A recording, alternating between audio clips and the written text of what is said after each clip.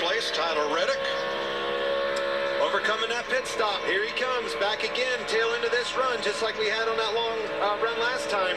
Tyler Reddick getting back up where he needs to be. Fast race car. But think about how long that's taken, Clint.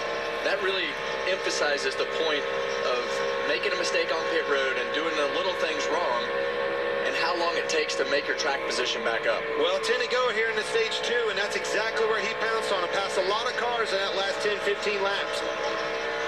Great momentum, digging himself out of a hole, making a difference up. Harrison Burton, the 26th place car, about to go one lap down. Oh no! No trouble. Christopher Bell is around off of 2. More trouble for him. I don't think it's no right rear tire flat. That thing was up. Leaders in 2 now. Front tire looks like it's going on. Fourth caution of the day. Christopher Bell was in 14th place when this happened. That's what it looks like to me.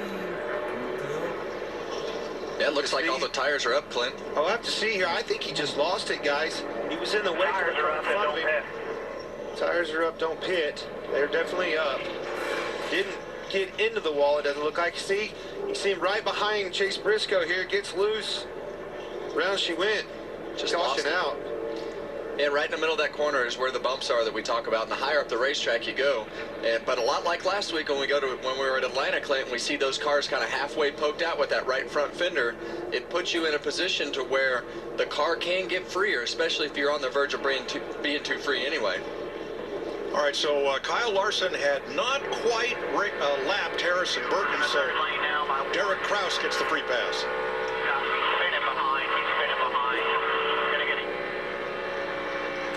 Yeah, just overcome. His running 14th there was, again, I say he's digging out of that hole that the right rear tire had him with a flat tire that first run. Now we're right back where we started. Yeah, and you see all that smoke out of the back of the car. What as a driver, what you do right there is you floor the car. And the reason that you floor the car is it drives the car down the hill to keep it from backing up the racetrack and hitting the fence. The other thing you don't do is overcorrect. These cars and the tires are the left side weight. It was a heads-up move by him to keep that thing locked down and, just like you said, floor it, get this baby headed back down the hill. Now, pit road will be open this time.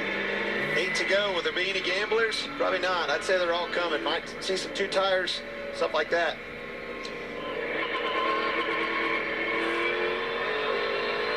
And pit road will be a busy place, even with 8 to go in stage 2. Regan.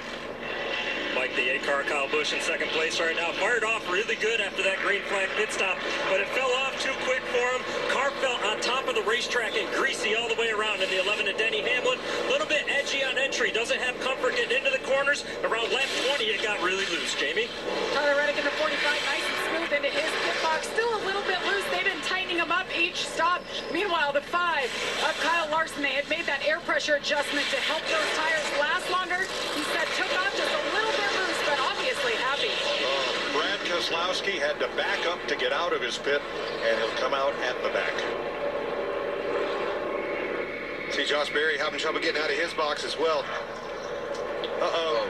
Ty Gibbs. Fill up a fuel. Don't let that tire go, guys. Get that tire.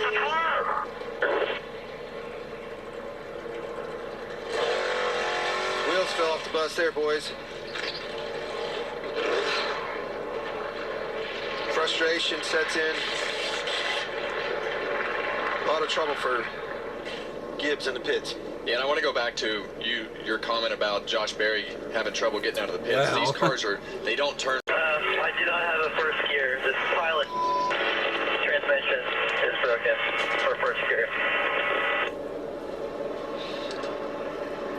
Well, you don't need it much, so Shove it into just use second. fourth and fifth. Go from fourth and There's fifth. parts rolling around in that transaxle that could cause further issues. Yeah, it is definitely not an ideal situation because of that scenario there, Mike. And It's a transaction. he's frustrated. Laps to go in stage 2.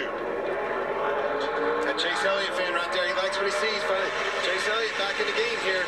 Stage points on the line. They're going to be going for it. 4 wide.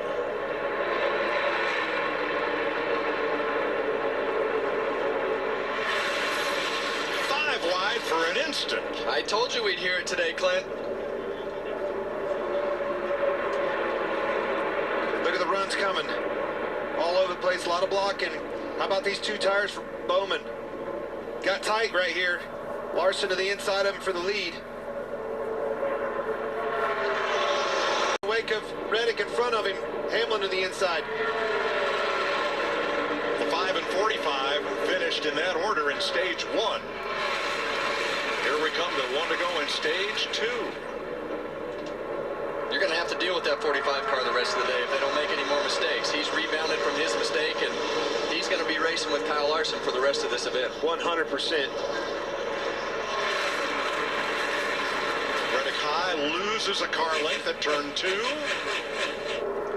In Larson's draft, going to 3, gets half of that length back. Trying to break that draft, I love Kyle that paint Larson. scheme, too. Looking to the outside for the stage win right here. Not going to get it done. Kyle Larson sweeps the stages as he did last fall. And for 10th in the final stage point, give it to Eric Jones over Chase Briscoe. Looks a little like Atlanta all over again, except Kyle Larson is the stage 2 winner.